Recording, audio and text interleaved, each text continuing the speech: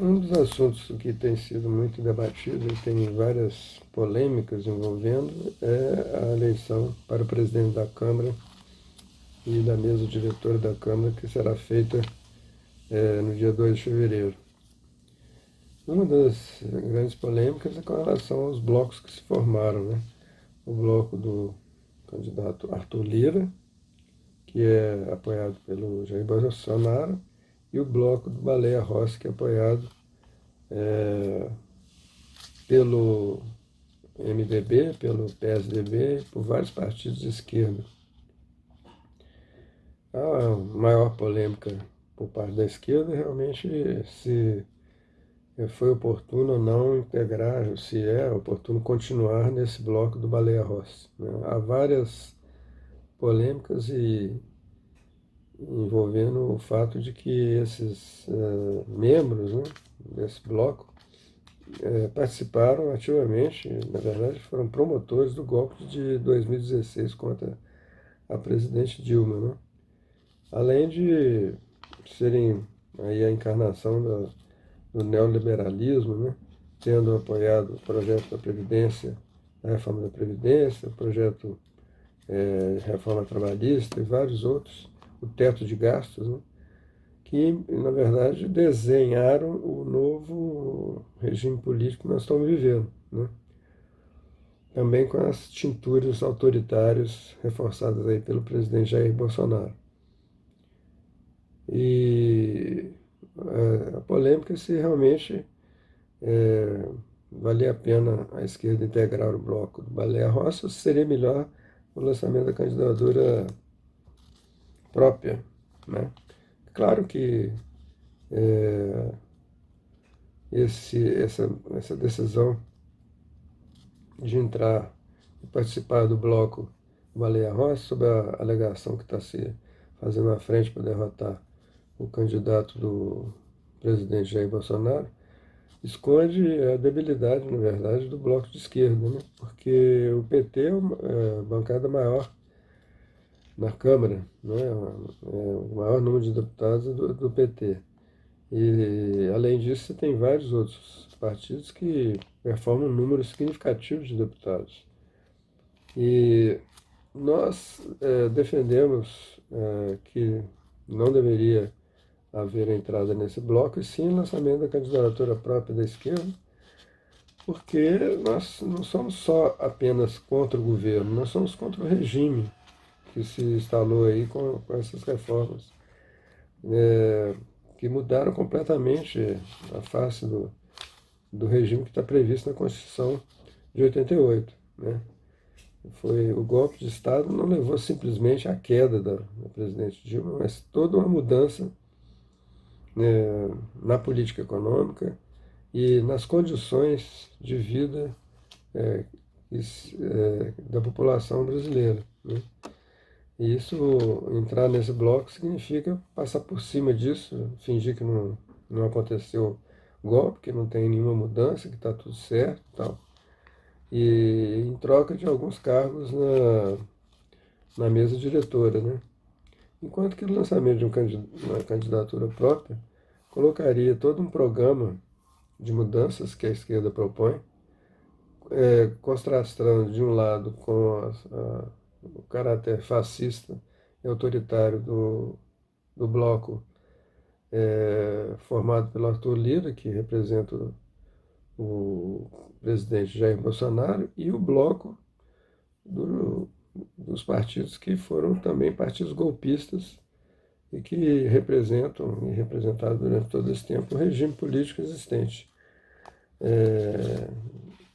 que é um regime autoritário também, um regime neoliberal radical, que tem levado o desespero a muitas famílias, a uma situação econômica muito difícil, muito complicada, e que não deve ser, de maneira nenhuma, ignorado numa questão política tão importante como a presidência da Câmara.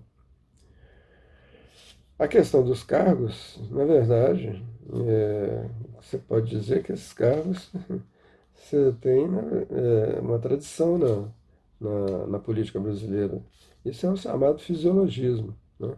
Não é à toa que é, há um grande debate nos partidos de esquerda. A própria votação da bancada do PT com relação a entrar no bloco ou lançar a candidatura própria foi muito apertada, não foi uma maioria assim avassaladora. Então mostra que não há consenso, né? E agora o grande debate é no PSOL, né? Resolveu-se lançar, o partido resolveu lançar Luiz Orondina como candidato a presidente da Câmara, uma postura assim, de lançamento de candidatura própria da esquerda, e vários líderes do partido, né? Marcelo Freixo e vários outros, têm questionado isso, argumentando que o partido está se isolando, que deveria participar do bloco do Baleia Rossi, né, e coisas do tipo. E a resposta da Erundina foi muito interessante, né, falando que exatamente que não ia se envolver com fisiologismo, né, negociar a candidatura dela por troca de cargos, né, em troca de cargos. Né. Isso é muito importante, né, essa atitude da Erundina, embora a própria Erundina já tenha tido vivências aí que não abonam muito essa atitude dela agora. Né? É, basta dizer que ela entrou para o governo Itamar Franco, apesar do PT, na época, o seu partido ser contra, até termos expulsado a Luísa Erundina do PT por causa disso, né? Porque ela entrou, provavelmente, negociando alguma coisa, inclusive ela ocupou o cargo de ministra, né, no governo Itamar Franco, e depois ela concorreu a uma eleição como candidata a prefeita de São Paulo com o vice sendo nada mais, nada menos que o Michel Temer. Né? Então ela também já não está totalmente isenta desse famoso fisiologismo, que é trocar posições políticas por cargos em instituições, governos, etc. Então nós repudiamos totalmente essa atitude de vários setores da esquerda de apoiarem e entrarem, participarem, integrarem o bloco do Baleia Rossi. E recentemente, inclusive, foi divulgado trechos do livro, do novo livro do Eduardo Cunha, que foi presidente da Câmara, durante o período de impeachment da presidente Dilma, e que mostra claramente que o golpe foi articulado pelo PSDB, pelo MDB e pelo DEM no apartamento do Rodrigo Maia. Né? Então tem esse detalhe aí, vamos dizer, mostrando assim a intimidade, né, que os partidos e o próprio Rodrigo Maia tiveram com o golpe. Então essa frente que deveria ser formada seria uma frente de esquerda para ter um programa para mostrar para a população a situação política real e, com isso, ter condições de criar uma base para a própria integração, né, desse bloco numa futura campanha a presidente da República em 22. Isso seria muito mais facilitado, né, com uma política desse tipo. Agora tem alguns setores que estão defendendo, inclusive, que essa experiência do bloco do Baleia Rossi sirva para também o processo de definição política daqui para frente, né? Que é preciso fazer alianças, é preciso se aliar com outros setores e tal. Alianças que desvirtuam, né? Desfiguram completamente politicamente os vários partidos de esquerda, tornando-se vítimas de arranjos, né? De negociatas, né? Em troca de cargos, em troca de benesses, e isso fica, para a população, passa a ideia de que, como diz o velho ditado, né? Tudo farinha do mesmo saco. Né? Então isso realmente não foi uma boa opção, não foi uma decisão acertada que foi tomada e que, se possível, né, pode ainda ser revertida, embora pelo encaminhamento que foi tomado, né, foi uma decisão autoritária, no caso do PT, foi tomada pela bancada do PT, não se sabe direito como é que foi o processo nos outros partidos, mas certamente não houve participação de base, participação de setores aí dos trabalhadores, dos estudantes, enfim, uma participação ampla das bases desses partidos nessa definição, que não está, inclusive, prevista, no caso do PT, por exemplo, não está prevista nas resoluções do Congresso, do último Congresso do partido, né, que previa aliança com outras forças políticas, principalmente com forças políticas da esquerda.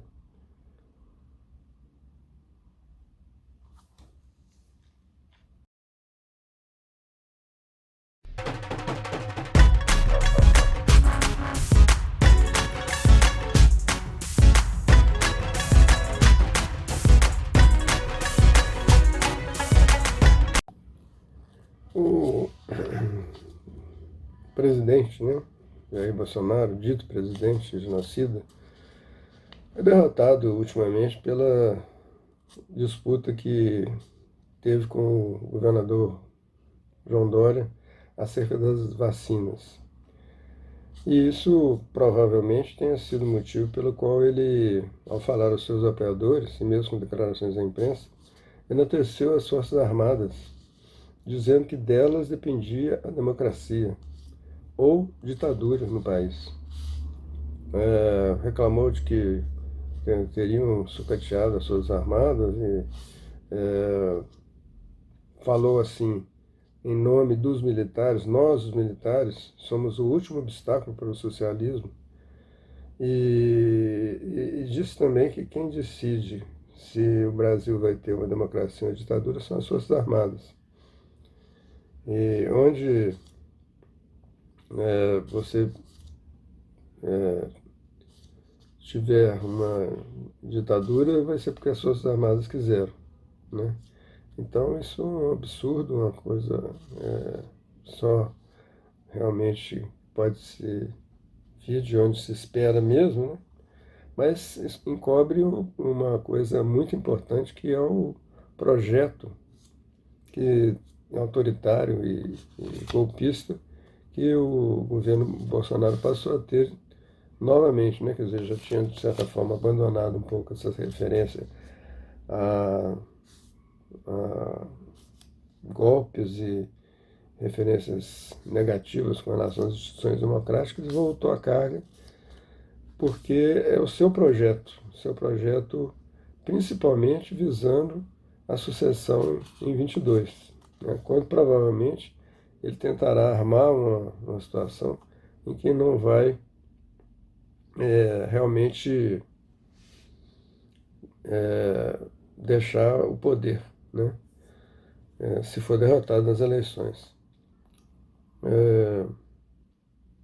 Isso explica porque o Bolsonaro vem ciclicamente, né, vamos dizer assim, fazendo essas declarações.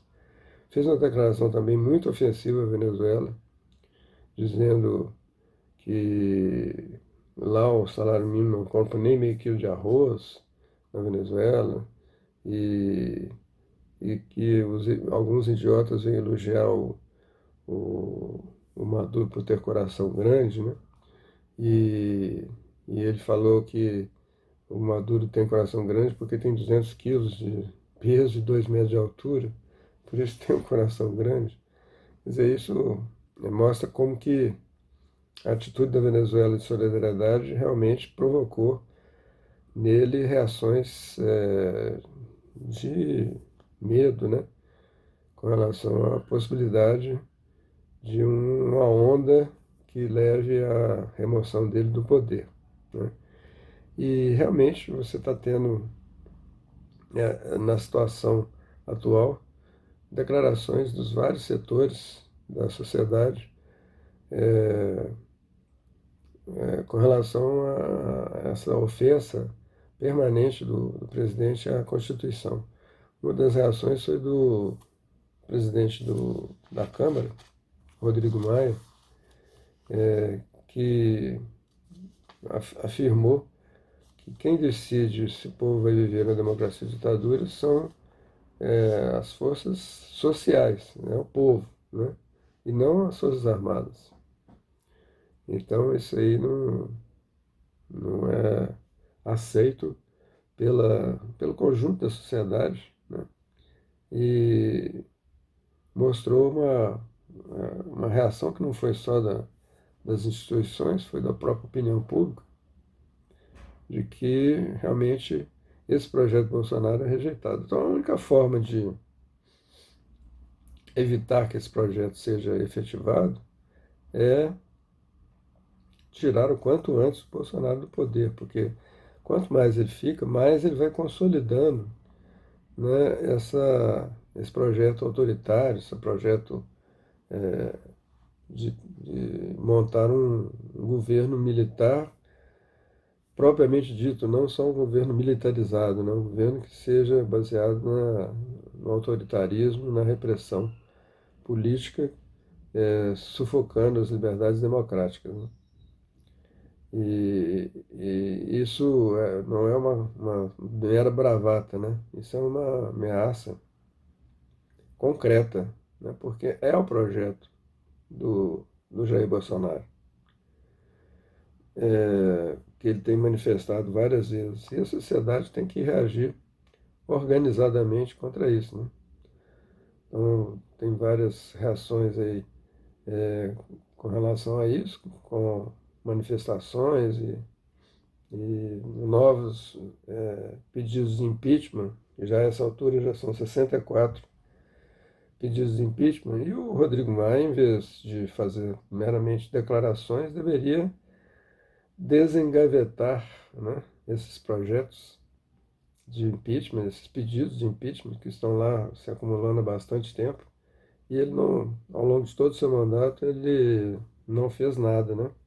Agora que ele está encerrando o mandato, seria uma boa oportunidade de ele fechar com chave de ouro, né, seu mandato, autorizando um dos projetos de impeachment que lá estão para serem encaminhados e gerar realmente uma retirada do Jair Bolsonaro do governo, que é o anseio geral, né, de toda a sociedade. Foram divulgadas aí pesquisas que dizem o contrário, né, diz que o, uma maioria de 53% não deseja o impeachment, mas a gente sabe que essas pesquisas são forjadas, né, elas são manipuladas, elas são instrumentalizadas pela imprensa que apoia apesar de dizer que são contra, né, na verdade, por causa do projeto econômico do governo, eles apoiam o governo, né? Então, a forma camuflada de expressar esse apoio é você é, dizer que a maioria da população está contra o impeachment, né?